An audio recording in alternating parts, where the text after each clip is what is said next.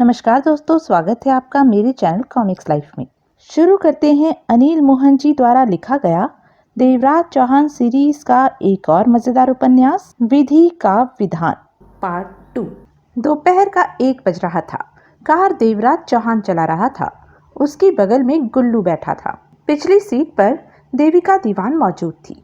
वह पौने घंटे में ही वापस सेंटूर होटल आ पहुंची थी और 9 बजे उन्होंने सफर भी शुरू कर दिया था। राजस्थान के रास्ते वह रास्ता तय कर रहे थे। 1 घंटा पहले ही उन्होंने जयपुर पार कर लिया था। 2 बजे वे लोग नसीराबाद में थे। उन्होंने वहीं पर सड़क के किनारे पर स्थित होटल की खुली हवा में लंच किया। उसके बाद जब वे वहां से रवाना हुए तो गुल्लू ने कार ड्राइव करने की इच्छा व्यक्त की, परंतु देवराज चौहान ने मना कर दिया। नसीराबाद से देवराज चौहान ने कार को व्यावर की तरफ टाल दिया।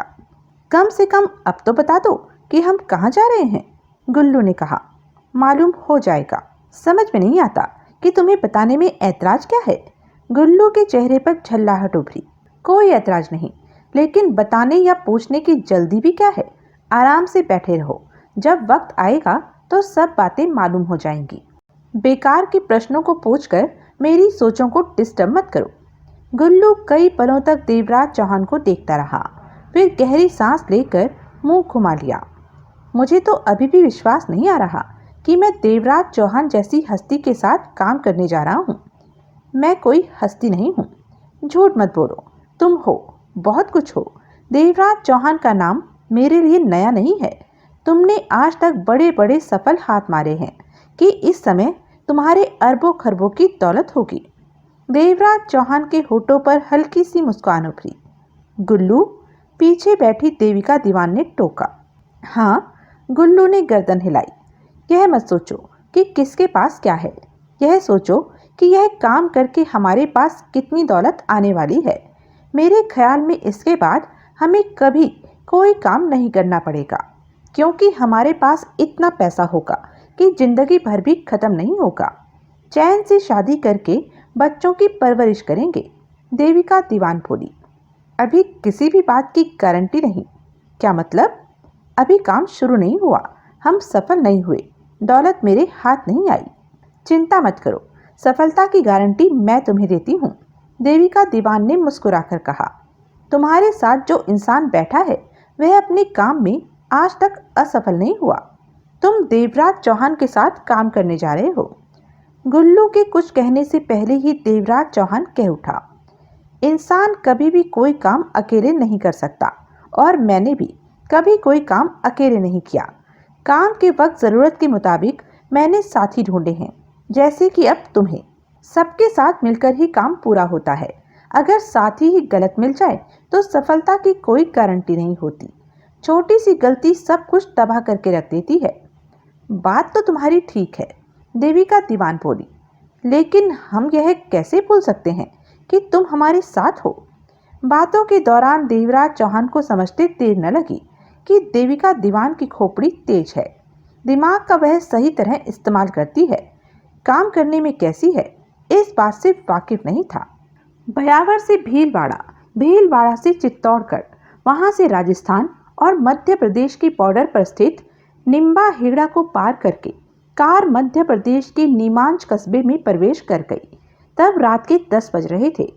देविका दीवान और गुल्लू लंबे सफर से थके नजर आने लगे थे। हालांकि देवराज चौहान ने कार की स्पीड बहुत तेज रखी थी, परंतु रास्ता भी काफी लंबा था। अभी कितनी देर लगेगी, गुल्लू ने पूछा। कम से कम 3 घंटे। सुनकर पिछली सीट पर मौजूद देविका दीवान ने आंखें बंद की और सीट पर पसर गई। देवराज चौहान के होठों में फंसी सिगरेट सुलग रही थी। वह एकदम चुस्त नजर आ रहा था। 13 घंटों के सफर के पश्चात भी थकान की एक शिकन भी उसके चेहरे पर नहीं थी, जबकि गुल्लू के चेहरे पर थकान के भाव स्पष्ट नजर आ रहे थे। नीमांग से मंदसौर और उसके बाद रतलाम और नागदा के बीच में से गुजरकर उज्जैन के होटल में जब डेरा डाला तो रात का 1:30 बज रहा था। शुक्र है सफर तो खत्म हुआ, देविका दीवान ने गहरी सांस ली। अभी नहीं, देवराज चौहान मुस्कुराया। क्या मतलब, गुल्लू के होठों से निकला। हमें जहां पहुंचना है, कार से वहां तक का रास्ता तेज रफ्तार से 1 सवा घंटे का है, परंतु आधी रात के इस समय वहां पहुंचने का कोई फायदा नहीं। खामखा कोई दिक्कत पैदा हो सकती है। ओह, तुम्हारा मतलब कि रात यहाँ बिताकर सुबह हम वहां पहुंचेंगे? हाँ, चंद घंटे आराम करने के पश्चात सुबह होते ही हम यहाँ से रवाना हो जाएंगे, देवराज चौहान ने कहा और सिगरेट को ऐश ट्रे में डाल दी। सुबह करीब 8 बजे वे लोग झाबुआ पहुंचे, जो कि गुजरात राजस्थान की सीमा पर बना छोटा सा कस्बा था, मध्य प्रदेश में पड़ता था। झाबुआ में ज्यादातर गरीब और मेहनतकश लोग थे, जो सुबह कमाकर रात को खाते थे। यहाँ के आदमी ज्यादातर बाहर ही रहते थे कि कमाकर घर वालों का पेट भर सके। 30% ही मर्द थे जो कस्बे में धंधा जमाए बैठे थे, जैसे दुकानदार या फिर महाजन, जो सूद पर पैसा देकर ब्याज के रूप में सारा खून चूस लेते थे और दिया पैसा वैसे का वैसा ही बरकरार रहता था। देवराज चौहान ने धूल से अटी कार एक तरफ फैलकर खड़े आम के पेड़ के नीचे खड़ी की और बाहर आ गया। गुल्लू और देविका दीवान भी बाहर निकले। यह कौन सी जगह है? देविका दीवान ने पूछा। झाबुआ, देवराज चौहान ने हाथ उठाकर इशारा करके कहा। इस तरफ राजस्थान का बॉर्डर पड़ता है और इस तरफ गुजरात की सीमा लगती है। गुजरात का यहाँ से करीबी शहर खुशहालगढ़ पड़ता है, जिसका कुछ हिस्सा राजस्थान में भी पड़ता है। मतलब कि यह जगह बहुत ही नाजुक है। एक कदम इधर बढ़ाओ तो गुजरात और इधर उठाओ तो राजस्थान। देवराज चौहान पैदल ही आगे बढ़ा। देविका दीवान और गुल्लू उसके पीछे हो गए। करीब 200 गज दूर एक कच्चे से मकान में उन तीनों ने प्रवेश किया। आगे देवराज चौहान था। भीतर प्रवेश करते ही वह ठिठके। देवराज चौहान के होठों पर मुस्कान फैलती चली गई। सामने ही टूटी फूटी चारपाई पर जगमोहन मौजूद था, जो कि अभी सोकर उठा ही लग रहा था। दूसरी चारपाई पर 2 अन्य मियाँ बीवी की तरह गुड़मुड़ हुए सोए पड़े थे। आ गए तुम? जगमोहन के होठों से खुशी से भरा स्वर निकला। सब ठीक है? देवराज चौहान सिगरेट सुलगाकर आगे बढ़ा और जगमोहन वाली चारपाई पर जा बैठा। हाँ, देवराज चौहान की निगाह चारपाई पर सोए दोनों व्यक्तियों पर जा टिकी। नानक चंद और चंबाराम हैं, जगमोहन ने कहा। देवराज चौहान ने गुल्लू और देविका दीवान पर निगाह मारी। नीचे कहीं भी जगह बनाकर बैठ जाओ। गुल्लू ने आसपास निगाह दौड़ाई, फिर एक तरफ पड़ी मैली सी चादर उठाकर दीवार के साथ बिछाई और बैठते हुए देविका दीवान को भी बैठने का इशारा किया। इससे पहले देविका दीवान आगे बढ़ती, जगमोहन फौरन बेड से नीचे उतरा। आप नीचे क्यों बैठती हैं? ऊपर बैठिए। नीचे बैठने से आपका सब कुछ मैला हो जाएगा और झाबुआ में तो वैसे भी पानी की कमी है, धोने के लिए नहीं मिलेगा, जगमोहन ने दांत दिखाकर कहा। देविका दीवान मुस्कुराई और चारपाई की तरफ बढ़ी। देवराज चौहान गहरी सांस लेकर दरवाजे के बाहर की तरफ बैठने लगा। तुम यहीं आओ देविका। गुल्लू ने जगमोहन को घूर कर देखा। देविका दीवान ठिठकी, फिर आगे बढ़कर गुल्लू के करीब जा बैठी। कर दिया ना सब मैला उसे नीचे बिठाकर, जगमोहन ने मुंह बिगाड़ा। चिंता मत करो, गुल्लू ने कड़वे स्वर में कहा, मैं धो दूंगा। यहाँ पानी की किल्लत है, लोग सप्ताह सप्ताह भर नहीं नहाते। मेरे पास पानी है। गुल्लू का लहजा पूर्वता ही था। है? जगमोहन ने आंखें फाड़ी। हाँ है। कहाँ है? तुम्हें नजर नहीं आएगा, मेरे पास है। धोने धवाने का काम मैं उसी पानी से करता हूँ। जगमोहन के होठ सिकुड़ गए। तो फिर एक बात का ध्यान रखना, पहले से ही सतर्क कर देता हूँ। क्या? झाबुआ में पानी के लिए मारधाड़ भी हो जाती है। अगर किसी को मालूम हो गया कि तुम्हारे पास पानी है तो वह तुम्हारी टूटी सहित पानी को उखाड़ ले जाएंगे, इसलिए पानी होने का ढिंडोरा मत पीटते रहना। गुल्लू सक पकाकर उठा, जबकि देविका दीवान के होठों पर गहरी मुस्कान तैर गई। जगमोहन ने देवराज चौहान को देखा। इन दोनों का क्या किस्सा है? यह गुल्लू है, साथ में देविका दीवान है। यह दोनों जल्दी ही शादी करने वाले हैं। ओह, तो दोनों एक ही पार्टी हैं। मैं दोनों को अलग अलग समझ रहा था। जगमोहन ने देविका को घूरा। यह? देवराज चौहान ने गुल्लू और देविका दीवान को देखा। मेरा दोस्त जगमोहन है। देविका दीवान ने सिर हिलाया। मेरा भी यही ख्याल था कि यह जगमोहन हो सकता है। क्योंकि जगमोहन का नाम अक्सर तुम्हारे साथ जुड़ता है। ये दो हैं। जगमोहन ने देवराज चौहान को देखा, जबकि हमें एक की जरूरत थी। इनका हिस्सा एक ही होगा, देवराज चौहान ने कहा। देविका तो यूं ही घूमने आ गई है। झाबुआ में घूमने? चलो, इसी बहाने झाबुआ का सूखापन तो दूर होगा। जगमोहन हंसा। बेहतर होगा कि तुम देविका की कोई बात मत करो, गुल्लू ने शब्दों को चबाकर कहा। मैं बात नहीं कर रहा, परिचय हासिल कर रहा था। जगमोहन मुस्कुराया। देविका दीवान ने बात करने के लिहाज से देवराज चौहान से पूछा, यह घर किसका है? किसान है, उसका। यह कमरा हमने कुछ दिनों के लिए किराए पर लिया है, मात्र 500 रुपये में। और यहाँ पर 500 रुपये इतनी बड़ी रकम है कि यह गरीब लोग शायद ही कभी अपने हाथ में 500 रुपये देख पाते हों। ओह, वे सब कहाँ हैं?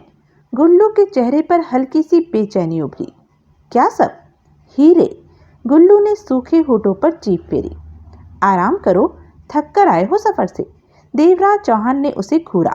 वह सड़क पर बोरे में बंद करके नहीं रखे कि तुम जाओ और उन्हें उठा कर ले जाओ। उन तक पहुंचना आसान काम नहीं। तो फिर कैसे पहुंचेंगे? पता चल जाएगा। कहने के पश्चात चौहान ने जगमोहन को देखा। नानक चंद और चंबा राम के बारे में कोई बात? चंबा राम तो फौरन मान गया, परंतु नानक चंद ने थोड़ी बहुत आनाकानी की। क्या? पहले तो मान ही नहीं रहा था कि खतरा है काम में। समझा बुझाकर मैंने तैयार किया है कि बहुत ज्यादा दौलत मिलेगी, और जहां दौलत होती है वहां कुछ खतरा तो होता ही है। फिर माना? हाँ, अब ठीक सुर में बोलता है। वैसे तभी चारपाई पर लेटी नानक चंद ने करवट ली। अबे, क्यों नक्शा मारता है? नानक चंद की आंखें बंद ही थी।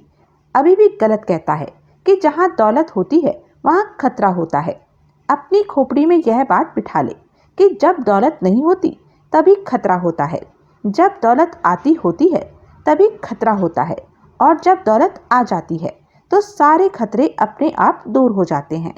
नोटों की चादर को पार करके खतरा कभी नहीं आ सकता। जगमोहन ने मुंह बनाकर देवराज चौहान को देखा। नक्शा मत कर, इसका तकिया कलाम है, इलाहाबाद का है। वहां पर यह शब्द आम इस्तेमाल होता है। यार, तुम लोग सोने नहीं दोगे। सुबह सुबह तंग कर दिया, रात भर मच्छर तंग करते रहे। कहने के साथ ही चंबा राम ने आंखें खोली और उठकर बैठ गया। अबे हिल मत, मेरी भेड़ पहाड़ी से गिर जाएगी। चंबा राम बड़बड़ाया। चंबा की पहाड़ी से? नानक चंद ने उसके सिर पर हाथ फेरा। हाँ, यह मेरी भेड़ की पीठ पर हाथ कौन फेर रहा है?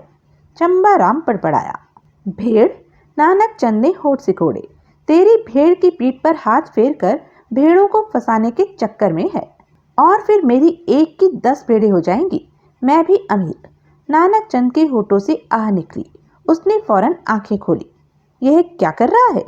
आंखें खोल ले, नहीं तो तेरा सारा चंबा भेड़ों से भर जाएगा। क्या मतलब? मतलब छोड़, सामने देख, यार लोग आ गए लगते हैं। चंबा राम और नानक चंद की निगाहें देवराज चौहान, गुल्लू और देविका दीवान पर फिरने लगी। वे तीनों भी इन्हें परखने वाली निगाहों से देख रहे थे। चंबा राम 50 बरस का पहाड़िया था। चंबा का रहने वाला था, शरीफ और सीधा साधा इंसान।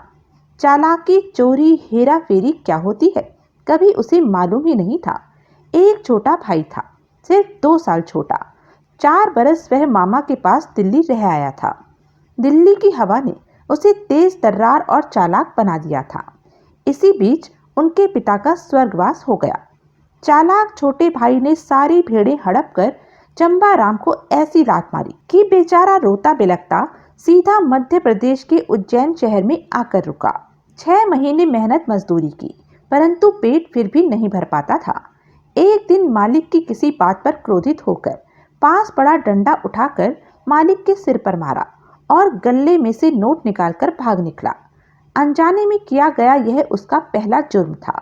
लूटे पैसों से उसने महीना भर ऐश की, परंतु फिर वह पुलिस के पंजे में जा फंसा। जेल और पुलिस ने उस बेचारे की हवा निकाल दी। जेल में ही उसकी मुलाकात नानक चंद से हुई। 1 नंबर का हरामी पुत्र, चोरी और बलात्कार के जुर्म में 3 बरस की सजा काट रहा था, जिसमें से 2.5 बरस पूरे हो चुके थे। नए पंछी को जेल के दादाओं ने तंग करने की चेष्टा की, परंतु नानक चंद उस शरीफ पहाड़ी पर तरस खा गया। जेल में नानक चंद ने चंबा राम की कहानी सुनी। सुनकर नानक चंद ने उसे तसल्ली दी। जो भी हो, अपराधों के मामले में नानक चंद लाख बुरा सही, परंतु दिल का बुरा नहीं था। 6 महीने चंबा राम जेल में रहा। जेल क्या, अपराधों का ट्रेनिंग सेंटर था। 5 महीने की सजा काटने पर चंबा राम 35% हरामी इंसान बन गया था। अब वह शराफत की जूतियों का मोहताज नहीं रहा था। यह सारा काम नानक चंद की बदौलत हुआ था। उस जैसे शरीफ इंसान को नानक चंद इस बुरी दुनिया में भटकने के लिए छोड़ना नहीं चाहता था। उसे चंबा राम शरीफ आदमी लगा था, निहायत शरीफ, जिसे कि लोग मसाला डालकर भूनकर खा जाएं, और नानक चंद जैसे उसे लोहा बनाने पर तुल गया था। अब चंबा राम चंबे वाला चंबा राम नहीं रहा था। 6 महीने बीते, उसकी सजा पूरी हुई। जाने से पहले वह नानक चंद के पास आया। तू मेरा गुरु है नानक चंद? गुरु? नानक चंद की आंखें सिकुड़ी। क्या बात है, आज तेरा दिमाग तो नहीं फिर गया? आज मेरी रिहाई हो रही है। ओह अच्छा अच्छा, सरकार का दिमाग फिर गया है। नानक चंद ने समझने वाले अंदाज में अपना सिर हिलाया। आज मैं जा रहा हूँ। जा रहा है? नानक चंद ने तीखे स्वर में कहा। उल्लू के पट्टे, जेल के बाहर निकलकर 4 किलोमीटर से दूर मत जाना। अभी 8 दिन मेरी रिहाई को पड़े हैं। मेरे बाहर आने का इंतजार कर। तेरे बाहर आने का? क्यों? सुनकर तेरा बाप मर गया क्या? नानक चंद गुर्राया।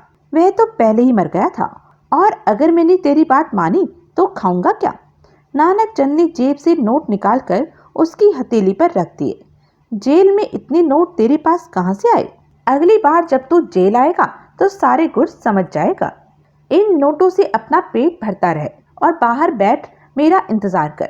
याद रख, अगर खिसका तो दोबारा नजर आने पर गला काट दूंगा। चंबा राम हंसा। नहीं खिसकूंगा, लेकिन तू मुझे बाहर रुकने को क्यों कह रहा है? जवाब दूं? नानक चंद के दांत भिंच गए। नाराज मत हो, मैं बाहर ही मिलूंगा। चंबा राम रिहाई के पश्चात जेल से बाहर निकला। नानक चंद के दिए नोटों से माल खाता रहा और जेल के आसपास ही रहा। कईयों को जेल में जाते देखा और आते देखा उसने। चंद दिनों में उसे यह सब मामूली लगा। भीतर जाना और बाहर आना। उसे लगा मुद्दत से वह यही जिंदगी जी रहा था। 8वें के बदले नानक चंद 6ठे दिन ही जेल से बाहर आ गया। फर्मा बरदार बेटे की तरह चंबा राम उसे जेल के बाहर ही मिला। दोनों गले मिले। ऐसे मिले कि फिर दोनों अलग ही ना हुए। नानक चंद ने चंबा राम को क्राइम की दुनिया का चलता पुर्जा बना दिया। ऐसा कौन सा काम था जो चंबा राम ने नानक चंद के साथ मिलकर न किया हो? पिछले 15 सालों से वो दोनों साथ थे और इस दौरान वे कई खून कर चुके थे। छोटी छोटी कई डकैतियां की थी, परंतु कभी भी मोटा नावा हाथ नहीं लगा था। वरना चंबा राम का तो अरमान था कि उसके पास इतना पैसा हो कि वापस चंबा जाकर चंबा की सारी भेड़ें खरीदकर वहां का बड़ा आदमी कहलाए और शान से रहे। और भी ऐसे कई अरमान थे उसके, और हर अरमान चंबा से ही संबंधित था। अब उसे मुद्दत बाद मोटे हाथ का मौका मिला था। देवराज चौहान के साथ काम करके वह इस मौके को छोड़ना नहीं चाहता था, जबकि नानक चंद कुछ हिचक रहा था, लेकिन फिलहाल वह लाइन पर था। ये हैं तुम्हारे दोस्त जिनका तुम इंतजार कर रहे थे? चंबा राम ने खामोशी तोड़ी। हाँ, और ये दोनों? चंबा राम का इशारा गुल्लू और देविका दीवान की तरफ था। ये भी तुम लोगों की तरह इस काम में शामिल हैं। इसका मतलब माल के 6 हिस्से होंगे। चंबा राम ने सिर हिलाया। 6 नहीं, 5। यह लड़की देविका हमारी साथी नहीं, गुल्लू की सहयोगी है। देवराज चौहान बोला। हम कामयाब हो जाएंगे ना? नानक चंद ने मुंह खोला। आशा तो है। नानक चंद ने बीड़ी सुलगाकर कस लिया और फिर गंभीर स्वर में बोला। मैं दिल से अभी भी तैयार नहीं हूँ इस काम के लिए, परंतु 2 बातों ने मुझे मजबूर किया, वरना मैं ऐसे भारी खतरे वाले काम में हाथ न डालता। एक तो चंबा राम ने मुझे मजबूर किया, और दूसरे देवराज चौहान नाम का असर रहा। तुम्हारे नाम में विश्वास का भाव रहता है, जैसा कि मैंने आज तक सुना है तुम्हारे बारे में। देवराज चौहान ने कोई जवाब नहीं दिया। जगमोहन ने सक पकाकर मुंह दूसरी तरफ फेर लिया। देवराज चौहान ने नानक चंद को देखा। जगमोहन ने तुम्हें गलत कहा है। इस बात की कोई गारंटी नहीं कि हम सफल ही रहेंगे। हम असफल भी हो सकते हैं। किसी की गोली का हम शिकार भी हो सकते हैं। लंबी सजा के लिए जेल भी जा सकते हैं। यानी कि काम के दौरान हमारे साथ कुछ भी हो सकता है, देवराज चौहान ने गंभीर स्वर में कहा। नानक चंद मुस्कुराया। मैं जानता हूँ, तुमने जो कहा वह सब मैं जानता हूँ। मैंने जगमोहन की बात का विश्वास नहीं किया, बल्कि जगमोहन की जगह मैं होता तो सामने वाले को काम के लिए तैयार करने के लिए मैं भी ऐसा ही कुछ करता। जहाँ पर मोटी दौलत हो वहाँ खतरा ना हो, यह कैसे हो सकता है? समझदार हो। देवराज चौहान ने सिर हिलाया। तुम लोगों को क्या काम करना है मालूम है? हाँ, जगमोहन ने बताया था। तुम भी बता दो, कहीं इसमें भी कुछ गलत न कहा हो। जगमोहन ने खा जाने वाली निगाहों से नानक चंद को देखा। देवराज चौहान मुस्कुराया। निश्चिंत रहो, इस बारे में जगमोहन ने गलत नहीं बताया होगा। तभी गुल्लू कुछ कहने लगा कि देवराज चौहान ने उसे टोका। कुछ देर चुप रहो, फिर तुमसे बात करूंगा। उसके बाद देवराज चौहान उठा और जगमोहन को बाहर आने का इशारा करके बाहर निकल गया। जगमोहन भी बाहर निकला। दोनों में बात हुई। किसी प्रकार की कोई परेशानी नहीं। वैन तैयार हुई? हाँ, आज शाम पूरी तरह तैयार हो जाएगी, जगमोहन ने कहा। कोई कमी तो नहीं रही वैन में? नहीं, बिल्कुल उस वैन की हम शक्ल है जिसमें हीरे ले जाने हैं। जरा भी फर्क नहीं। वही नंबर, वही रंग, वही साइज, वैसी ही उसकी हेडलाइट। दोनों को आमने सामने खड़ा कर दिया जाए तो असली को पहचान पाना कठिन हो जाएगा। लेकिन वैन लेने और हुलिया बदलवाने में काफ़ी खर्च आ गया। वैन कहाँ है? उज्जैन में, गैरेज में। अभी उसे यहाँ लाने की ज़रूरत नहीं, उसी गैरेज में ही रहने देना। वह लोग वैसे ही वैन देखकर शक भी कर सकते हैं। उन्हें इस बात का संदेह हो सकता है कि कोई हीरे लूटने की फिराक में है। वैसे उनका प्रोग्राम कल उन हीरों को यहाँ से दिल्ली ले जाने का है। कल? देवराज चौहान के होठ सिकुड़ गए। वानखेड़े? इंस्पेक्टर पवन कुमार वानखेड़े यहाँ पहुँचा? अभी तो नहीं। देवराज चौहान सोच में डूब गया। हो सकता है वानखेड़े यहाँ आ ही ना रहा हो। नहीं, देवराज चौहान ने सिर हिलाया। हीरों की सिक्योरिटी देने के लिए वानखेड़े को खास तौर से दिल्ली से भेजा जा रहा है। यह खबर पैसे देकर अंदर से हासिल की गई है, गलत नहीं हो सकती। हीरों को कल रवाना किया जाना है। अभी वक्त है। वानखेड़े के आने में बहुत वक्त है। वह कभी भी आ सकता है। जगमोहन ने सहमति भरे अंदाज में सिर हिलाया। कैंप में कोई नई हलचल? नहीं, सब पहले जैसा ही है। यानी कि जिक्र के काबिल कोई बात नहीं। जगमोहन ने नकारात्मक अंदाज में सिर हिला दिया। देवराज चौहान गुल्लू और देविका को झाबुआ से 3 किलोमीटर पैदल ही लेकर गया। 2.5 किलोमीटर तक तो पेड़ वगैरह थे जिनकी छांव में राहत थी, परंतु आगे खुश्क मैदान था और आधा किलोमीटर आगे का नज़ारा देखते ही गुल्लू और देविका दीवान ठगे से रह गए। सामने ही कैंप था। करीब 800 गज के घेरे में वह कैंप था। काफ़ी लोग वहां घूमते नजर आ रहे थे। उस 800 गज के घेरे को तारों की बाड़ से घेर रखा था, शायद इसलिए कि रात को कोई जानवर हमला न कर दे या फिर आवारा पशु उन्हें बार बार डिस्टर्ब न करते रहें। यहाँ से आगे मत बढ़ना, देवराज चौहान ने कहा। उनकी निगाह हम पर पड़ सकती है। यहाँ के लोकल आदमी हो, यहाँ के पहनावे में हो, फटे पुराने कपड़े में हो तो कोई दिक्कत नहीं, परंतु हम जैसे लोगों को दूर से ही देखकर वे लोग सावधानी नहीं होंगे, बल्कि हमें पकड़ने की भी चेष्टा कर सकते हैं। यह मत भूलो कि यहाँ अरबों की कीमत के 2 हीरे पड़े हैं। गुल्लू और देविका दीवान ने देवराज चौहान की बात सुनी, परंतु मुंह से कुछ नहीं कहा। निगाहें कैंप पर ही टिकी रही। सबसे बड़ी दिक्कत उन्हें वह मिलिट्री वाले लग रहे थे, जो कि हथियारों सहित खासा घेरा डाले वहां मौजूद थे। इस तरह की परिंदा भी पर नहीं मार सकता था। वह करीब 20 मिलिट्री मैन थे। यहाँ तो मिलिट्री भी है, गुल्लू के होठों से निकला। देवराज चौहान ने व्यंग भरी निगाह गुल्लू पर डाली। तो तुम क्या समझते हो, जहाँ अरबों का माल होगा वहाँ हम जैसों के लिए रास्ते खुले छोड़ रखे होंगे? गुल्लू की निगाह सामने ही रही। मेरे ख्याल में सुरक्षा के इंतजाम और भी होंगे, देविका दीवान बोली। हाँ हैं। हीरे कैसे मिले?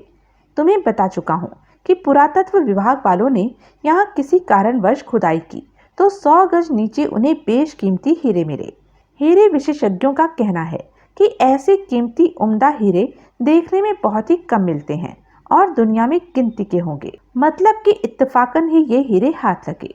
तरबूज के साइज के दोनों हीरों के मिलने की खबर बहुत ही छिपाकर रखी गई है, यानी कि जो लोग यहाँ काम कर रहे हैं उनके घर वालों को भी नहीं मालूम। फिर तुम्हें कैसे पता चला? देवराज चौहान ने घूर कर गुल्लू को देखा। गुल्लू ने फौरन सिर हिलाकर निगाहें सामने की तरफ टिका दी। लग गई होगी खबर, हमें क्या? क्यों देविका? देविका दीवान के चेहरे पर उलझन के भाव स्पष्ट दिखाई दे रहे थे। इस समय वह हीरे कहाँ है? देविका दीवान ने पूछा। बीचों बीच जो नीले रंग का टेंट लगा है वहां पर। देवराज चौहान ने सिगरेट सुलगाई। वहां भी सिक्योरिटी का इंतजाम होगा? देविका दीवान ने देवराज चौहान को देखा। अवश्य होगा। टेंट के भीतर भी 2-4 मिलिट्री वाले होंगे, देविका दीवान ने कहा। जरूर होंगे, देवराज चौहान ने सिर हिलाया। हो सकता है सुरक्षा का कोई ऐसा इंतजाम हो जिसके बारे में हमें मालूम न हो। कम से कम मुझे तो मालूम है। देविका दीवान ने गहरी निगाहों से देवराज चौहान को देखा। गुल्लू ने मुस्कुराकर देवराज चौहान को देखा। लगता है टेंटों में से किसी को तुमने पक्की तरह पटा रखा है। ठीक लग रहा है तुम्हें, देवराज चौहान ने कश दिया। देविका दीवान के चेहरे पर हल्की सी बेचैनी उभरी। लेकिन इतने मिलिट्री वालों के बीच में से गुजरकर हीरों को ले उड़ना आसान काम नहीं है। तुम्हें किसने कहा कि हमने यहाँ से हीरों को उड़ाना है? क्या मतलब? देविका दीवान ने चौंक कर देवराज चौहान को देखा। यहाँ से हम उन हीरों को नहीं उड़ाएंगे। यहाँ क्या बुरा है? गुल्लू ने होठ सिकोड़े। यहीं से हीरों को उड़ा लेते हैं। देवराज चौहान ने तीखी निगाहों से गुल्लू को देखा। कोई बुरा नहीं। जाओ आगे बढ़ो और हीरों को उठाकर ले जाओ। मैं यहीं पर इंतजार करता हूँ। तुम यहीं पर रहोगे? हाँ। साथ क्यों नहीं चलोगे? क्योंकि मिलिट्री वालों की गोली से मरने का मेरा कोई इरादा नहीं है। देवराज चौहान का स्वर सख्त हो गया। बेकार की बातें छोड़ो और काम की तरफ ध्यान दो। इस बात को दिमाग में बिठा लो कि हमारे पास वक्त कम है और समझने समझाने के लिए बातें कम और काम ज़्यादा। हमारा एक एक मिनट कीमती है। गुल्लू ने गहरी निगाहों से देवराज चौहान को देखा। तुमने हीरे उड़ाने की योजना तो बना रखी होगी। गुल्लू गंभीर सा हो गया। हाँ, सब कुछ तैयार है, सिर्फ सुनना और समझना ही बाकी है, देवराज चौहान ने गंभीर स्वर में कहा। मैं? तभी देविका दीवान ने टोका। कैंप में रहने वाला जो तुम्हें पेश की खबर देता है वह हिस्सेदार नहीं है? जिसकी तसल्ली 10,000 में हो जाए उसे हिस्सा देने की क्या जरूरत है? देवराज चौहान ने शांत लहजे में कहा। वैसे भी उसे कुछ नहीं मालूम कि मैं क्या करने जा रहा हूँ। यकीनन उसका ख्याल होगा कि मैं यूं ही पूछताछ करके दाएं बाएं भटक कर वापस चला जाऊंगा। गुल्लू ने बेसब्री से कहा। तुम अपनी योजना बताओ। हमारा ज़्यादा देर यहाँ खड़े रहना ठीक नहीं, पहले यहाँ से हटो, देवराज चौहान ने कहा। वे तीनों वहाँ से हटकर काफ़ी पीछे पेड़ों के झुरमुट में पहुँचे, जहाँ छाँव थी, ठंडी हवा थी, नीचे मखमली घास थी। तीनों घास पर जा बैठे। बैठते हुए देविका दीवान बोली। इन बातों के बीच चंबा राम और नानक चंद को भी होना चाहिए। उनकी कोई ज़रूरत नहीं। जो बातें मैं करने जा रहा हूँ उन्हें वह बातें जगमोहन बता चुका है। देविका दीवान ने समझने वाले भाव में सिर हिलाया। सबसे पहले एक बात कान खोलकर सुन लो कि इस सारे काम के दौरान कोई हेरा फेरी धोखेबाजी नहीं होनी चाहिए। कहते हुए देवराज चौहान के जबड़ों में कसाव आ गया। मैं योजना का असफल होना बर्दाश्त कर सकता हूँ, अरबों का माल दूर हो जाना बर्दाश्त कर सकता हूँ, परंतु धोखेबाजी नहीं। अगर तुम लोगों के दिमाग में ऐसी कोई बात है तो पहले ही बाहर निकाल दो। तुम गलत सोच रहे हो। हम जो काम करने जा रहे हैं उसकी सफलता एक दूसरे के विश्वास पर ही आधारित है, गुल्लू ने कहा। धोखेबाजी से तो मुझे सख्त नफरत है। देवराज चौहान ने गहरी निगाहों से गुल्लू और देविका दीवान को देखा, फिर सिगरेट सुलगाकर कश लिया और चंद पलों की खामोशी के पश्चात कह उठा। मैं सीधे बात पर आता हूँ। कल दिन में किसी भी वक्त यहाँ से हीरे सफ़ेद रंग की एक ऐसी वैन पर दिल्ली के लिए रवाना होंगे जो कि मध्य प्रदेश सरकार से ही हासिल की गई है और बुलेट प्रूफ है। खास नंबरों पर सेट करके वैन की साइड का दरवाज़ा खोला जाता है और बंद किया जाता है। वैन का ड्राइविंग केबिन अलग है और वैन का पिछला हिस्सा अलग। पिछले हिस्से में कोई खिड़की वगैरह नहीं है, यानी कि कॉम्बिनेशन के जाने बिना वैन को नहीं खोला जा सकता। वैन के ड्राइविंग हिस्से में सीट पर सिर्फ 3 आदमी ही बैठ सकते हैं, ड्राइवर और 2 अन्य आदमी। कहने के पश्चात देवराज चौहान ने कश लेकर सिगरेट दूर उछाल दी। गुल्लू की निगाह देवराज चौहान के चेहरे पर थी। देविका दीवान के होठ सिकुड़े हुए थे। वह बेहद ध्यान से हर शब्द सुन रही थी। रवानगी के समय मध्य प्रदेश पुलिस की सिक्योरिटी के नाते एक कार वैन के आगे चलेगी और एक कार वैन के पीछे। कारों में ड्राइवर के अलावा 4-4 आदमी होंगे और यह सिक्योरिटी दिल्ली में अंत तक हीरो की मंजिल तक चलेगी। सारे पुलिसमैन बेहद अच्छे निशानेबाज हैं और उन सब पुलिस वालों को इस बात का पूरा हक है कि जरा भी टेढ़ा वक्त आने पर ज़रूरत के मुताबिक वे किसी को भी उड़ा सके, और इस पर भी उन पर कोई खास आंच नहीं आएगी। सिक्योरिटी वाले सारे पुलिसमैन बेहद विश्वसनीय हैं। इन्हें तोड़ा नहीं जा सकता, खरीदा नहीं जा सकता। गुल्लू की आंखें सिकुड़ गई। हैं तो वे इंसान ही। गुल्लू का स्वर कड़वा था। हाँ, हैं तो वे इंसान ही, देवराज चौहान ने सर्द लहजे में कहा। लेकिन कुछ इंसान बिकाऊ नहीं होते, जरा भी नहीं होते। उनकी कीमत इस दुनिया में होती ही नहीं। वे बेशकीमती होते हैं। गुल्लू दांत भींचकर रह गया। देविका दीवान बेहद शांत अवस्था में बैठी आगे की बात सुनने को बेताब थी। तो यह सिक्योरिटी है? गुल्लू ने सिर हिलाया। नहीं, देवराज चौहान ने सिर हिलाया। अभी सिक्योरिटी पूरी नहीं सुनी तुमने? और भी है? गुल्लू की आंखें सिकुड़ी।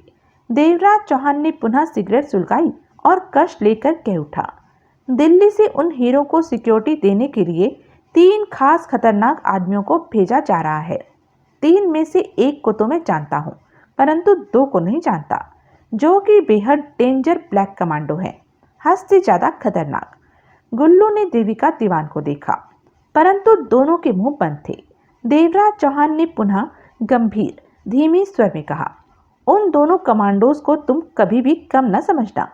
समझो हीरो पर बैठे वे दोनों नाग हैं। समझा? गुल्लू ने दाएं बाएं सिर हिलाया। और वह तीसरा तुम्हारी पहचान वाला, वह कौन है? इंस्पेक्टर पवन कुमार वानखेड़े। इंस्पेक्टर? गुल्लू ने हैरानी से देवराज चौहान को देखा। हाँ, इंस्पेक्टर। कमाल है, एक मामूली से इंस्पेक्टर का दिल्ली से यहाँ सिक्योरिटी देने आने का क्या काम? देवराज चौहान के चेहरे पर मुस्कान उभरी, अजीब सी मुस्कान। कहने को वह मामूली सा इंस्पेक्टर है, परंतु मुझे नहीं लगता कि वह मामूली सा इंस्पेक्टर है, क्योंकि हर खास और अहम मसले में उसका हाथ होता है और मामूली इंस्पेक्टर का हाथ इस तरह हर मामले में नहीं आ सकता। बहरहाल जानने वाले उसे इंस्पेक्टर के रूप में ही जानते हैं, इंस्पेक्टर वानखेड़े। देवराज चौहान ने बेहद शांत लहजे में कहा, लेकिन हमें इस मामले में सिर नहीं खपाना कि वह इंस्पेक्टर है या हवलदार। हमें सिर्फ अपने काम की तरफ ध्यान देना है। वानखेड़े उन 2 कमांडो से भी अधिक कहीं खतरनाक और चालाक है। वानखेड़े को मैं बहुत पुराना जानता हूँ। कई बार मेरा उससे टकराव हो चुका है।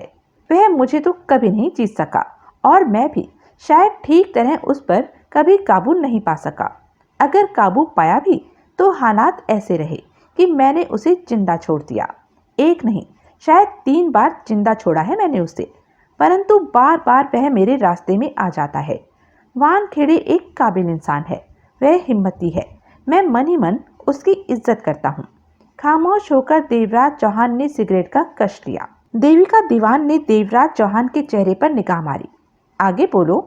वे दोनों कमांडोज और इंस्पेक्टर वानखेड़े वैन के आगे वाले हिस्से में मौजूद होंगे। तीनों ही खतरनाक आदमी हैं। दोनों कमांडोज वैन ड्राइव करेंगे, कभी एक तो कभी दूसरा। दोनों के पास गनें होंगी और वानखेड़े के पास रिवॉल्वर। इन तीनों को तो क्या, एक को संभाल पाना भी आसान नहीं होगा। गुल्लू ने गंभीरता से सिर हिलाया। तुम्हारा मतलब कि हीरो को इन सिक्योरिटी के साथ कैंप से रवाना किया जाएगा? हाँ, और वो लोग रास्ते में कहीं भी वैन नहीं रोकेंगे। तीनों समझदार हैं, कम से कम वानखेड़े तो समझदार है ही। वह खामखा किसी कारणवश रास्ते में वैन रोककर रिस्क नहीं लेगा। किसी स्थिति में भी नहीं। नहीं, किसी स्थिति में भी नहीं। देवराज चौहान ने सिर हिलाया। देविका दीवान बोली, हीरे वैन में रखे होंगे? हीरों के मुताबिक स्टील के 2 मजबूत बॉक्स बनाए गए हैं। हीरे उनमें रखकर उन्हें बंद किया जाएगा। गुल्लू ने सिगरेट सुलगाकर कहा, तुम्हारा मतलब कि ये सुरक्षा के इंतजाम है?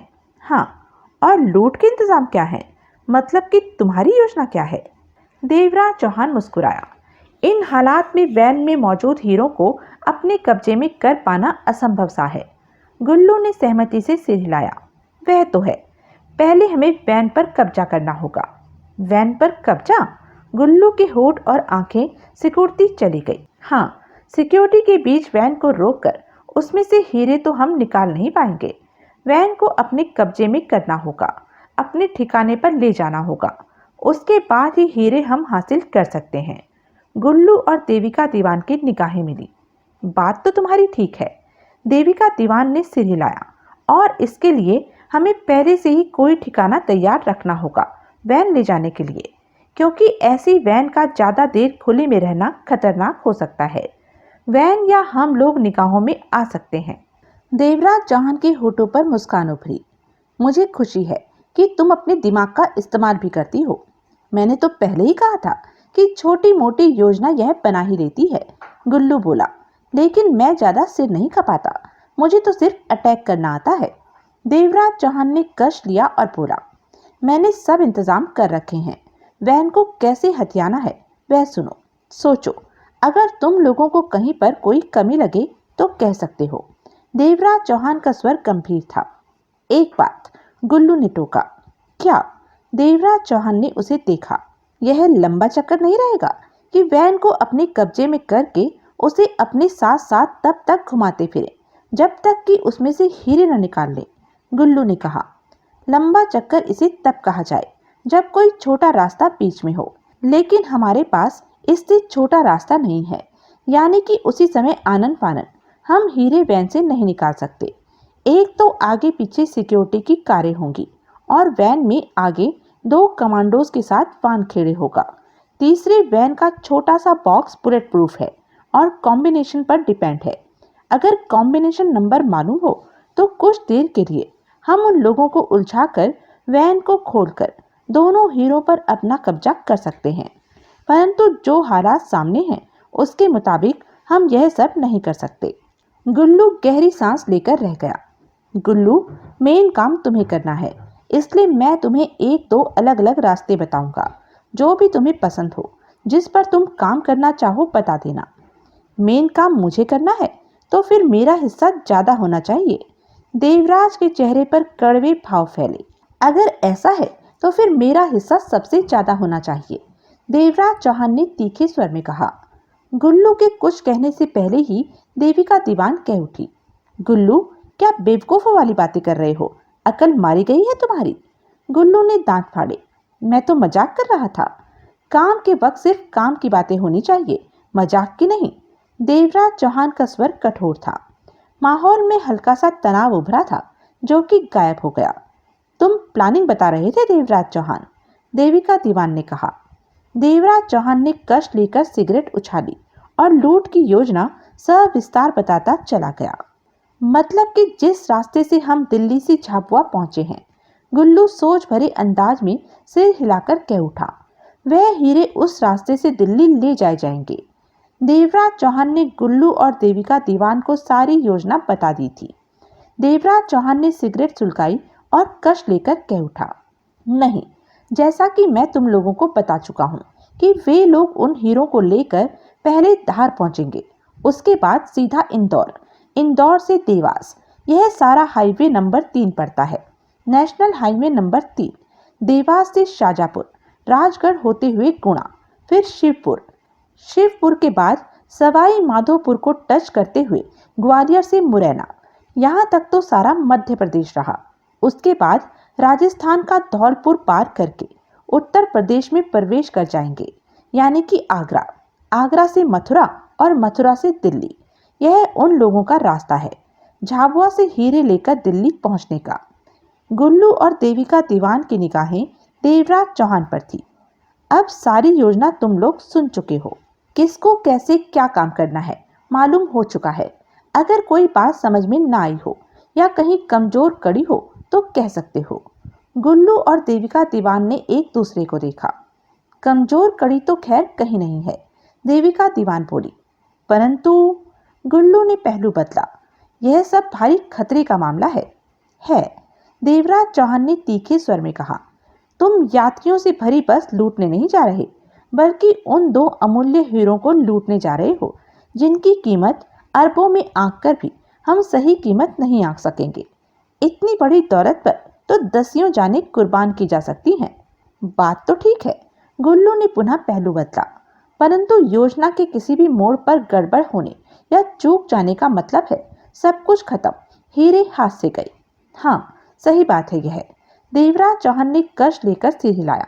इसलिए हम सबको यही चेष्टा करनी है कि हमसे कोई गलती ना हो और सारे काम हम योजना के अनुसार ही पूरे कर सकें। गुल्लू ने गहरी सांस लेकर देविका दीवान को देखा। भगवान ही जाने कि हम सफल होंगे या असफल। देविका दीवान ने गुल्लू का घुटना विश्वास भरे अंदाज में थपथपाया। बेकार की बातें मत सोचो, हम सफल ही होंगे, एकदम 100% सफल। देविका दीवान की आवाज में विश्वास के भाव पाकर देवराज चौहान मुस्कुरा पड़ा। उठो, देवराज चौहान खड़ा होते हुए बोला। अभी हमें बहुत काम करने हैं और वक्त कम है। गुल्लू और देविका भी उठ खड़े हुए। इंस्पेक्टर पवन कुमार वानखेड़े सुबह 10 बजे झाबुआ स्थित कैंप में पहुंचा। अपना परिचय पत्र और ऊपर से मिला लेटर दिखाकर वहां के लोगों की तसल्ली की। सबसे बड़ी तसल्ली के लिए दिल्ली से आए वे दोनों ब्लैक कमांडोज थे। उनके हाथों इंस्पेक्टर वानखेड़े की तस्वीर भेजी गई थी और इंस्पेक्टर वानखेड़े के हाथों उन दोनों कमांडोज की, ताकि ये लोग बदले न जा सके, कोई गड़बड़ न कर सके। उन लोगों ने आपस में ही एक दूसरे की तस्वीर के सहारे शिनाख्त की। वानखेड़े ने उन दोनों के परिचय पत्र भी अच्छी तरह देखे। सब कुछ ठीक ठाक निपट जाने पर उन्हें फुर्सत मिली। वानखेड़े ने दोनों कमांडोज को परखने वाली निगाहों से देखा। दोनों ही 6-6 फुट के दृढ़ता से भरे इंसान लग रहे थे। उनकी आंखों में समाई शक्ति स्पष्ट इस तरफ इशारा कर रही थी कि बुरा वक्त आने पर वे मुकाबला करने से पीछे हटने वाले नहीं। वानखेड़े ने हीरों को देखा। अजीब से टेढ़े मेढ़े आकार के तरबूज के साइज के दोनों हीरों को मद्देनजर रखकर ही उनके लिए स्टील का बॉक्स बनवाया गया था। दोनों हीरे हल्का सा गुलाबी रंग लिए हुए थे, पारदर्शी इतने कि उन्हें आंखों के सामने रखकर उस पार की वस्तु को स्पष्ट देखा जा सके। परंतु उनकी चमक इस कदर तेज थी कि चंद पलों से ज्यादा उन पर आंखें न टिक पाती। वानखेड़े ने कई बार उन्हें छूकर देखा। इस समय वह इस कदर चिकने और साफ थे कि हाथ रह रहकर फिसल जाता था। वानखेड़े के इशारे पर उन दोनों बॉक्सों को ढक्कन से बंद कर दिया गया। ये हीरे ऐसे ही मिले थे? वानखेड़े ने पूछा। वहां पर इस समय पुरातत्व विभाग के 2 आदमी 3 हीरों के पारखी और एक बड़े पुलिस ऑफिसर के अलावा मिलिट्री वालों का बड़ा ओहदेदार था। जी नहीं, इन्हें साफ किया गया है। अलबत्ता जब मिले तब तो बुरे हाल में थे, जाने कब से जमीन के भीतर दबे पड़े थे। पहली बार तो हमने इन्हें पत्थर ही समझा था। मतलब कि यह हीरे किस काल से जमीन में दफन है यह मालूम नहीं हो सका। अभी तक तो नहीं, परंतु जल्दी हम किसी नतीजे पर पहुंच जाएंगे। वानखेड़े के कुछ कहने से पहले मिलिट्री का ओहदेदार बोल उठा। आप वानखेड़े हैं? इंस्पेक्टर वानखेड़े? जी हाँ। वानखेड़े ने उसे देखा। आपका ओहदा पुलिस में इंस्पेक्टर का है? बेशक।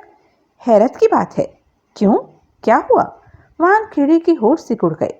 आप जानते हैं ये हीरे कितने बेशकीमती हैं? मिलिट्री वाला बोला। कुछ हर सुनने वाला हैरानी होगा कि इतने बेशकीमती हीरों की सिक्योरिटी मिलिट्री को न देकर एक मामूली से पुलिस इंस्पेक्टर के हवाले कर दी।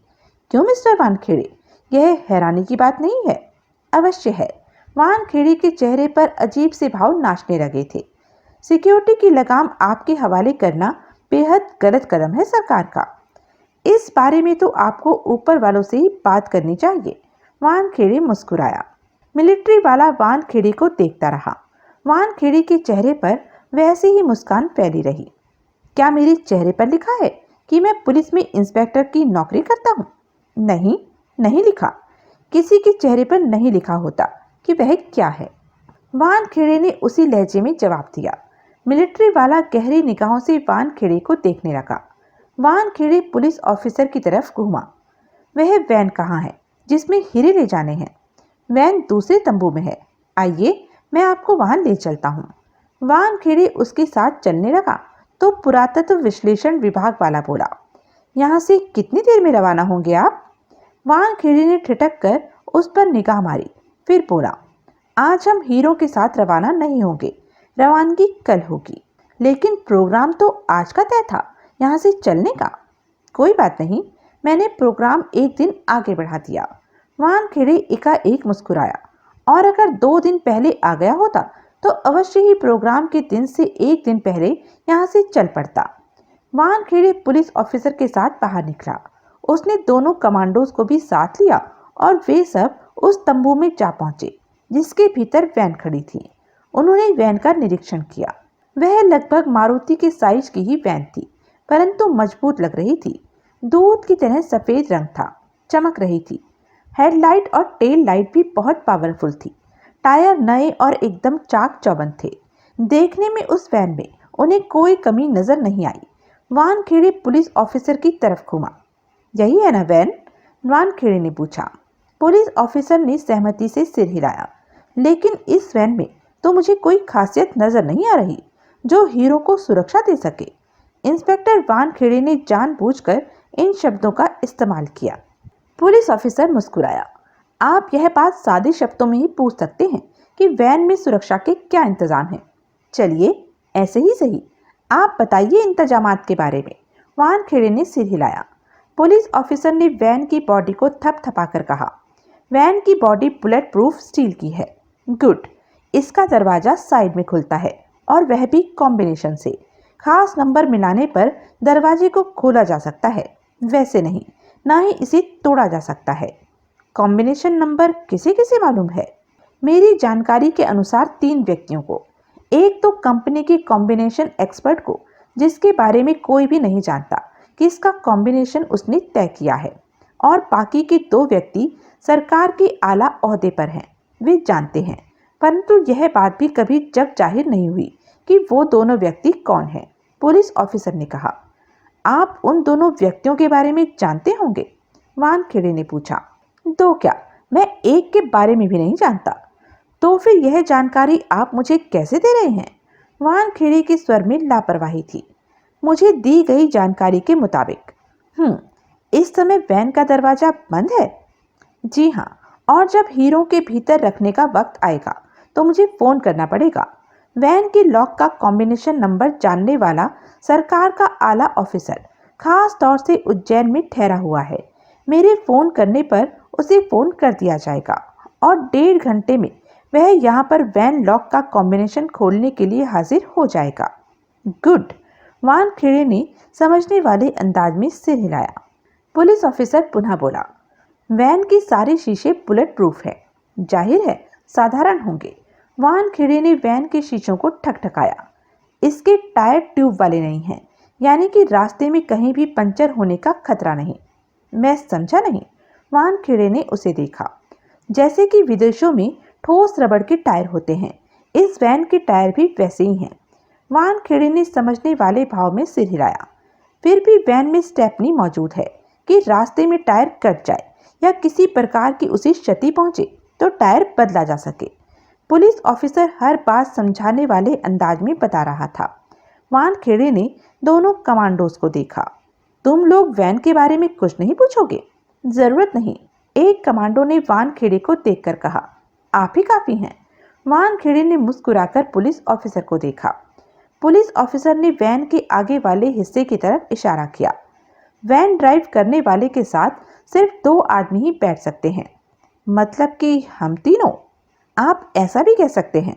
पुलिस ऑफिसर ने सिर हिलाया, फिर आगे बढ़कर वैन का दरवाजा खोला और बताने लगा, रवानगी के समय आप लोग दरवाजे खिड़कियां बंद करके इस स्विच को दबा देंगे तो फिर वैन के दरवाजे नहीं खुल सकेंगे, खुद ब खुद लॉक हो जाएंगे।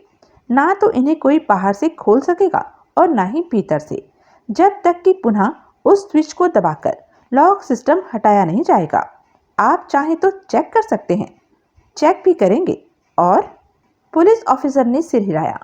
और कुछ नहीं, मेरे ख्याल से सुरक्षा के हिसाब से यह सब काफी होना चाहिए। काफी तो कभी कुछ भी नहीं होता। वानखेड़े ने पुलिस ऑफिसर को देखा। अगर किसी ने उन हीरो को उड़ाने की सोच रखी होगी तो उसने इससे भी कहीं तगड़े इंतजाम कर रखे होंगे। ऐसा संभव नहीं, पुलिस ऑफिसर ने दृढ़ स्वर में कहा। क्यों? यह खबर अभी तक बेहद गुप्त है कि यहाँ हीरे मिले हैं और उन्हें दिल्ली भेजा जा रहा है। इंस्पेक्टर वानखेड़े ने होठ सिकोड़कर कंधे उचकाए। हो सकता है आपका कहना सही हो, परंतु सुरक्षा देने वाले ऐसा नहीं सोचा करते। अगर वह ऐसा सोचने लगे तो लापरवाह हो जाएंगे और तब कुछ भी हो सकता है, वानखेड़े ने कहा। पुलिस ऑफिसर मुस्कुराया। यह बात तो आपने सरासर जायज कही। बातें तो मैं और भी कहना चाहता था जो कि सरासर जायज ही होंगी, परंतु कहूंगा नहीं। क्यों? कोई फायदा नहीं। फिर भी एक बात मैं भी तो सुनूं। पुलिस ऑफिसर मुस्कुराया। वानखेड़े ने उसकी आंखों में झांका और दृढ़ स्वर में कह उठा। तुमने कहा कि वह खबर गुप्त है कि यहाँ से हीरे मिले हैं, लेकिन मैं नहीं समझ सकता क्योंकि यहाँ कितने आदमी हैं। किसी न किसी के मुंह से तो यह बात अवश्य ही बाहरी आदमी के सामने निकली होगी और आगे को सरकती बात कहीं भी पहुंच सकती है। तुम्हारे इस दावे को मैं किसी भी सूरत में नहीं मान सकता कि यहाँ हीरे मिलने की खबर पूर्ण रूप से गुप्त है। पुलिस ऑफिसर के चेहरे पर हल्की सी व्याकुलता उभरी। और अगर यह खबर किसी गलत बंदे के कानों तक पहुंच गई होगी तो उसने अवश्य ही इस कैंप के किसी आदमी को खरीदा होगा और भीतर की पूरी खबरें हासिल कर रहा होगा कि यहाँ पर क्या हो रहा है। वानखेड़े ने गंभीर स्वर में कहा। बहरहाल मैं इस बात का दावा नहीं करता, परंतु अगर खबर किसी गलत व्यक्ति के कानों तक पहुंची होगी तो ऐसा भी अवश्य कुछ हुआ होगा। समझ में नहीं आता कि क्या कहूं, पुलिस ऑफिसर के होठों से निकला। आपको कुछ भी कहने की जरूरत नहीं, वानखेड़े ने सिगरेट का कश लिया। लेकिन मेरी इस बात का जवाब दीजिए कि अगर रास्ते में कोई किसी तरह हमारी पूरी वैन पर हमारे सहित कब्जा जमा लेता है तो किसी को इस बात की खबर कैसे होगी? हो जाएगी, पुलिस ऑफिसर ने तसल्ली भरे अंदाज में कहा। हर 15 किलोमीटर पर 2 पुलिस वाले तैनात होंगे। उनके पास वैन की तस्वीर और नंबर है। उन्हें खबर कर दी जाएगी कि लगभग कब उनके सामने से वैन गुजरेगी और गुजरने पर वे अपने पास मौजूद ट्रांसमीटर पर फौरन अपने ऑफिसर को खबर कर देंगे और वैन की तलाश शुरू हो जाएगी। ऐसे में हमें मालूम हो जाएगा कि वैन खास तौर से कौन से हिस्से से गायब हुई है। वानखेड़े के चेहरे पर उखड़ेपन के भाव उभरे। इस सारे मामले को आप जैसे बेवकूफों ने इश्तहार बना दिया है। क्या मतलब? पुलिस ऑफिसर की आंखें सिकुड़ी। वैन की तस्वीर और नंबर पुलिस वालों में बांटकर इस मामले को जग जाहिर ही नहीं कर दिया, बल्कि अब जो नहीं जानता वह भी इस बात को जान लेगा। पुलिस वाले मुंह बंद रखने में कितने शरीफ होते हैं, यह बात आप भी जानते हैं और मैं भी। पैसे के लालच में उनमें कई ऐसे होंगे जो यह बात घर घर जाकर बताएंगे ताकि कोई वैन लूटे और उन्हें भी कुछ मिले। ऐसा करके आपने हम तीनों की जान और हीरों को खतरे में डाल दिया। पुलिस अफसर के चेहरे पर ढेर सारा अफसोस उभरा। और फिर रास्ते में ऐसा कुछ भी हो सकता है कि हम अपना रास्ता बदल लें। ऐसा होने पर पुलिस ही शोर मचाकर ढिंडोरा पीट देगी कि अरबों खरबों के मूल्य के दोनों हीरो वाली वैन गायब हो गई है। जिसके कान नहीं भी खड़े होंगे वह भी होंगे। वास्तव में यह काम तो बहुत गलत हो गया। मैं अभी ऑर्डर करता हूँ, वैन को नजर में रखने के लिए कोई भी पुलिस वाला खड़ा ना हो, और ऐसा करके आप और भी भारी गलती करेंगे। वानखेड़े ने सख्त स्वर में बात काटी। मैं समझा नहीं। वानखेड़े ने सिगरेट का कश लिया और कह उठा। एकदम पहले से तय प्लानिंग को हटाना ठीक नहीं होगा। हटाया गया तो अगर किसी की निगाह इन हीरो पर होगी तो उसकी निगाह हमारी हरकतों पर आ टिकेगी कि अब क्या हो रहा है, हम अब क्या कर रहे हैं, और वह हमें वॉच करता हुआ हीरो तक पहुंच सकता है। अगर कोई हीरो को लूटना चाहता है तो हमने उससे जोर आजमाइश नहीं करनी है। हमारा मकसद और फर्ज उन हीरो को ठीक ठाक सलामत दिल्ली तक ले जाना है। क्षण भर ठिठक कर वानखेड़े ने पुनः कहा, हम तो मात्र इस बात का ख्याल लेकर चल रहे हैं कि ऐसा हो सकता है। एहतियात के तौर पर ही मैं हर तरफ दिमाग दौड़ा रहा हूँ। सावधान रहना ही हम लोगों का पेशा है, ड्यूटी है, नौकरी है। यह भी तो हो सकता है कि कुछ भी ना हो। बिल्कुल हो सकता है, बल्कि ज्यादा चांस इस बात का है कि कुछ नहीं होगा। आप ठीक कह रहे हैं, एक कमांडो बोला, लेकिन हम यह सोचकर चलेंगे कि होगा, कुछ होगा। गुड। वानखेड़े ने कमांडो को देखते हुए मुस्कुराकर सिर हिलाया। तो अब आप क्या कहना चाहते हैं? पुलिस ऑफिसर ने कहा। जो इंतजाम आपने किए हैं उन्हें ठीक वैसे का वैसा ही रहने दीजिए। आगे हम यहाँ से दिल्ली का दूसरा रास्ता पकड़ेंगे। दूसरा? हाँ, हम राजस्थान की ओर से होकर जाएंगे। दोनों रास्ते लगभग एक जैसे पड़ते हैं, खास फर्क नहीं है। ओह, पुलिस ऑफिसर सिर हिलाकर रह गया। ऐसा करने से यह फायदा होगा कि अगर कोई हीरो को लूटने की सोचे बैठा होगा तो उसकी सारी की सारी योजना वहीं की वहीं रह जाएगी, क्योंकि वैन पर, हीरो पर तो उसने रास्ते में ही कहीं हाथ डालने की सोच रखी होगी और हम उस रास्ते से गुजरेंगे ही नहीं। ठीक समय पर अगर किसी को यह पता भी चलता है तो वह सैकड़ों किलोमीटर दूर दूसरे रास्ते पर जा रही वैन को नहीं पकड़ सकेगा, उस तक पहुंच भी नहीं पाएगा, देख भी नहीं पाएगा।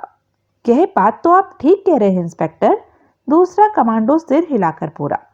तभी पुलिस ऑफिसर बोला, मैं आपकी बात से सहमत हूं, परंतु इतनी गहराई तक नहीं सोचना चाहिए, क्योंकि आपकी वैन के आगे पीछे मध्य प्रदेश सरकार की तरफ से सिक्योरिटी के रूप में 2 कारें होंगी। हर कार में 4 अचूक गनमैन होंगे। वे सब भी खतरनाक कमांडो है। अगर कहीं गड़बड़ हुई तो वे संभाल लेंगे। वानखेड़े ने कश लेकर सिगरेट नीचे फेंकी और जूते से मसल दी।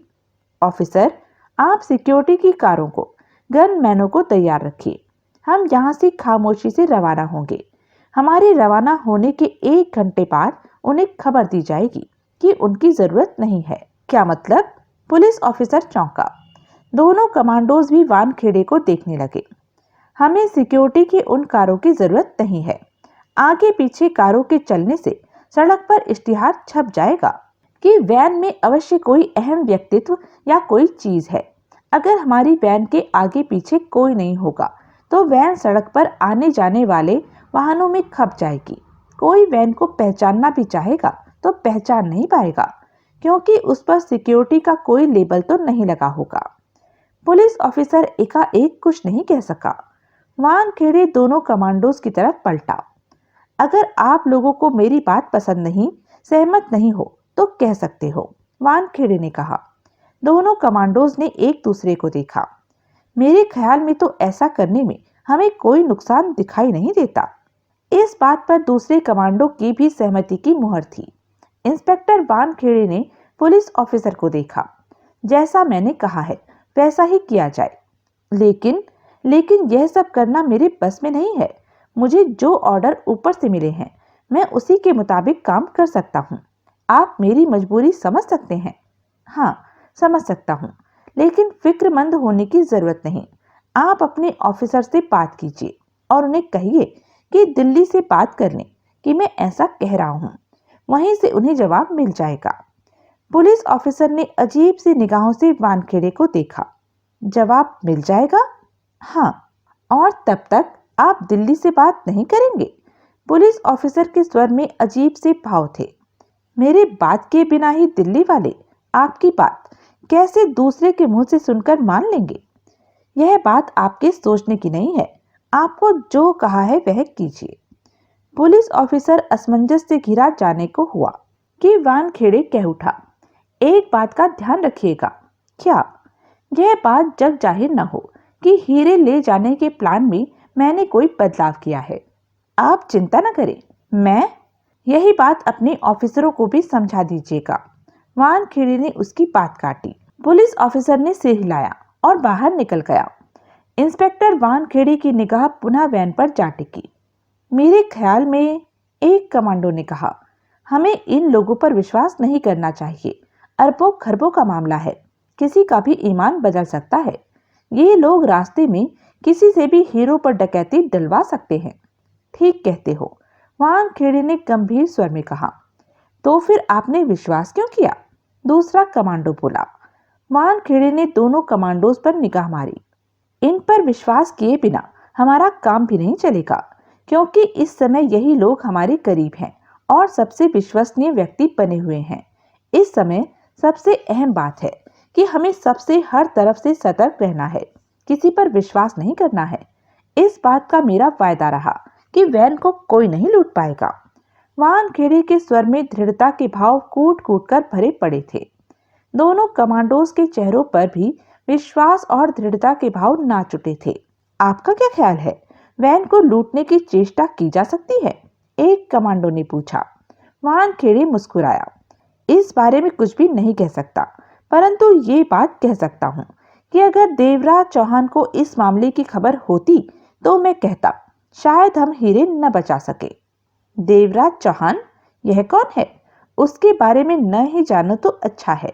वानखेड़े ने गहरी सांस ली। दोनों कमांडोज में से एक का नाम श्यामलाल था और दूसरे का जोगानाथ। खबर के मुताबिक आज वैन ने ठीक 11 बजे हीरे लेकर झाबुआ से दिल्ली के लिए रवाना होना था, मध्य प्रदेश वाले रास्ते से। इस समय दिन के ठीक 10:30 बजे थे। उज्जैन से इंदौर जाने वाली सड़क के शुरुआत में ही सड़क के किनारे पर हीरे ले जाने वाली सफेद वैन जैसी ही वैन खड़ी थी, जिसमें जगमोहन और चंबाराम थे। वैन की ड्राइविंग जगमोहन ने संभाल रखी थी। चंबाराम ने कलाई में बंधी घड़ी में समय देखा। 10:25। चंबाराम ने जगमोहन को देखा। जगमोहन ने सिगरेट सुलगाई। कोई भी जवाब नहीं दिया। देवराज चौहान ने ठीक 11 बजे हमें चलने को कहा था। अभी 30 मिनट बाकी हैं। जगमोहन ने खिड़की से बाहर देखते हुए कहा। सो तो है। चंबाराम ने गर्दन हिलाई। तुम मुझे एक बार फिर मामला समझाओ ताकि सारी बातें मैं अपनी खोपड़ी में अच्छी तरह फिट कर लूं। जगमोहन ने चंबाराम के चेहरे पर निगाह मारी। तेरी खोपड़ी है कि चंबे की भेड़? दिमाग में बात नहीं आती क्या? जगमोहन ने तीखे स्वर में कहा। आती है। चंबाराम ने दांत चमकाए। तुम चंबे की खोपड़ी और चंबाराम को ठीक तरह से नहीं जानते। मैं तो एक बार पहले सुनी बात को अब तुम्हारे मुंह से सुनकर इन बातों को मिलाना चाहता था कि मैंने ठीक सुना है सब। जगमोहन ने बुरा सा मुंह बनाकर कस लिया।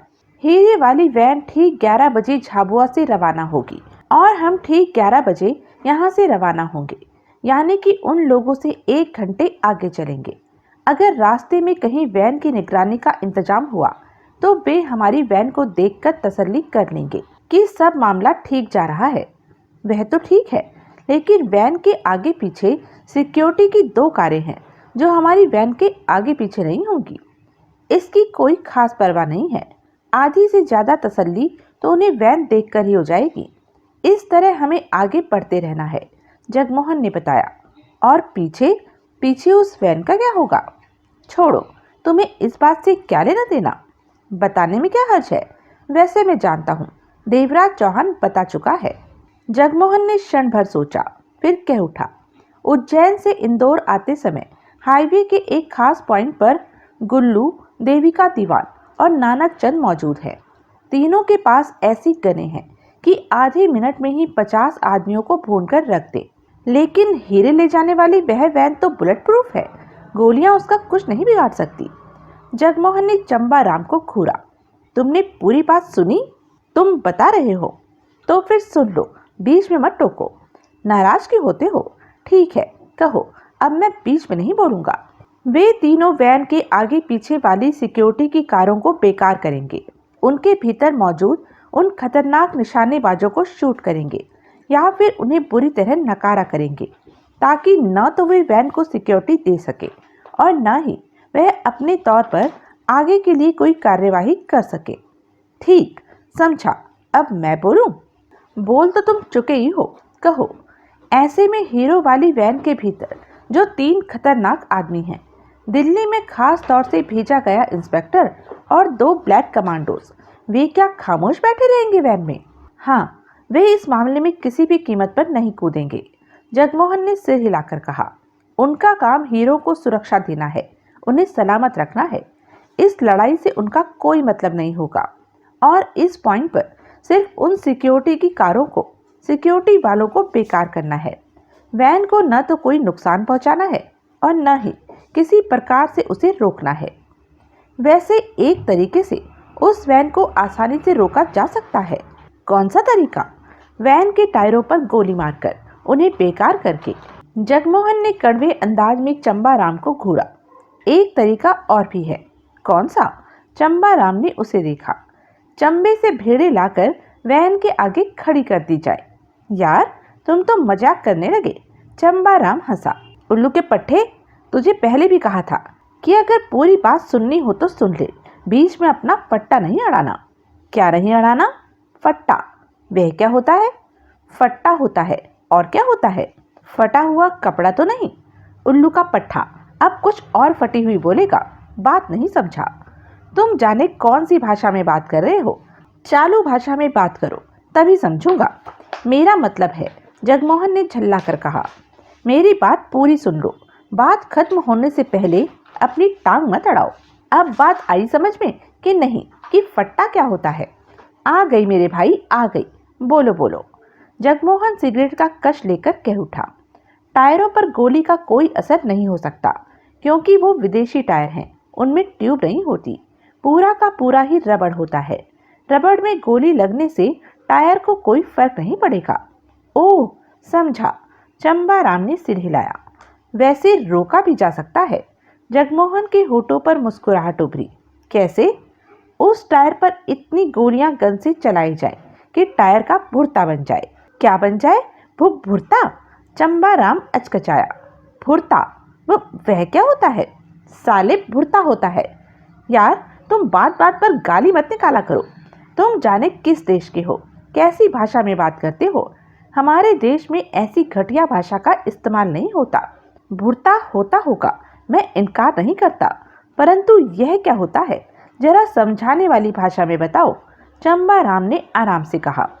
जगमोहन ने घूर कर उसे देखा। बैंगन देखा है हमारे चंबा में? भाड़ में गया चंबा। जो मैं कह रहा हूँ वह बता, सिर्फ वह बता। हाँ, देखा है बैंगन। लंबा भी गोल भी। गोल ही बहुत है, लंबे को फिर कभी के लिए रहने दे। जगमोहन ने बुरा सा मुंह बनाकर कहा। गोल बैंगन को आग पर भूनकर उसका भुर्ता। समझ गया समझ गया। चंबाराम ने बात काटकर सिर हिलाया। तो कचूमर कहो ना। कचूमर? जगमोहन ने हैरानी से चंबाराम को देखा। हाँ, चंबे में हम कहते हैं बैंगन का कचूमर कर ले। बैंगन का कचूमर?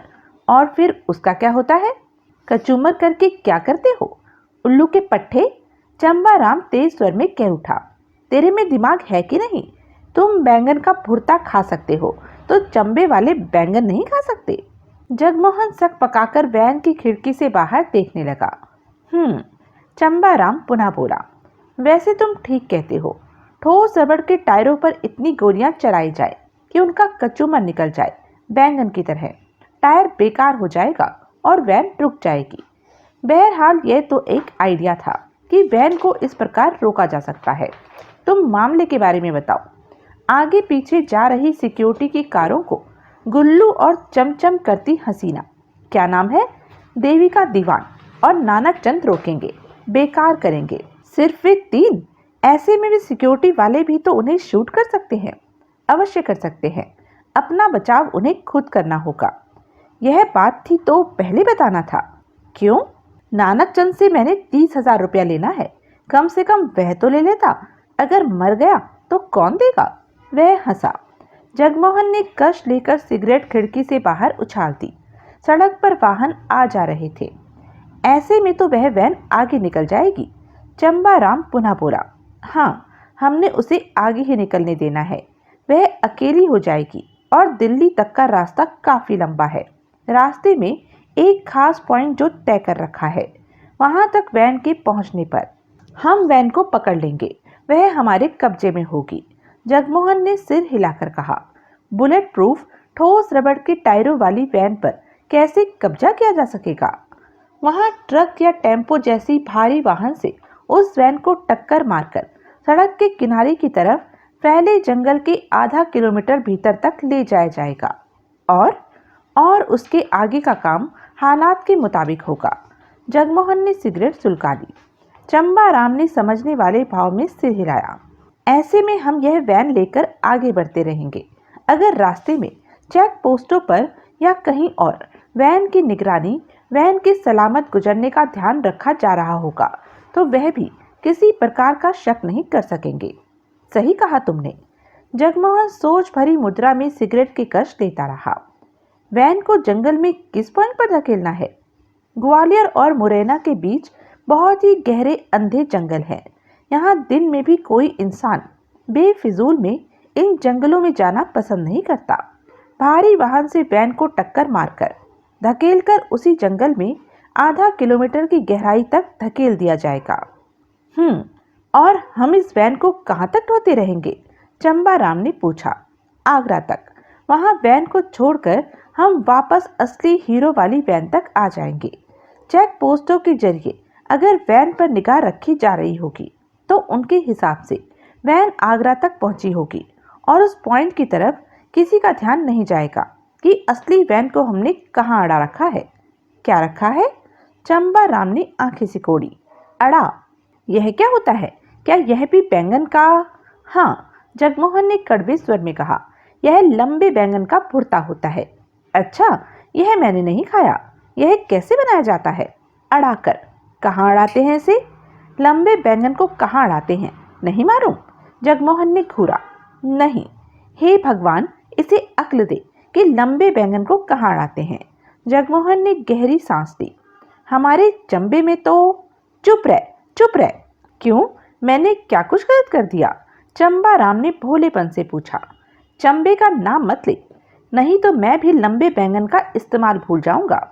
मालूम नहीं तुम क्या अनशंट कहे जा रहे हो। खैर, ऐसे में देवराज चौहान कहाँ पर होगा? उज्जैन में, जगमोहन ने कहा। इंदौर पहुंचने पर मौका मिलते ही हमने देवराज चौहान को एक खास नंबर पर फोन करना है अपनी खैरियत की खबर देने के लिए। वह क्या बैठा फोन ही सुनता रहेगा? जगमोहन ने खा जाने वाली निगाहों से उसे देखा। चंबाराम ने घड़ी पर निगाह मारी तो उसके होठों से निकला 11 बज गए। जगमोहन ने वैन स्टार्ट की और आगे बढ़ा दी। देवराज चौहान की योजना का पहला कदम उठ गया था। तो यह थी अब तक की कहानी। आगे की कहानी जानने के लिए बने रहें मेरे साथ। और हाँ, मेरे चैनल को लाइक, शेयर और सब्सक्राइब करना ना भूलें। और कमेंट करके ज़रूर बताएं कि यह वीडियो आपको कैसा लगा। धन्यवाद।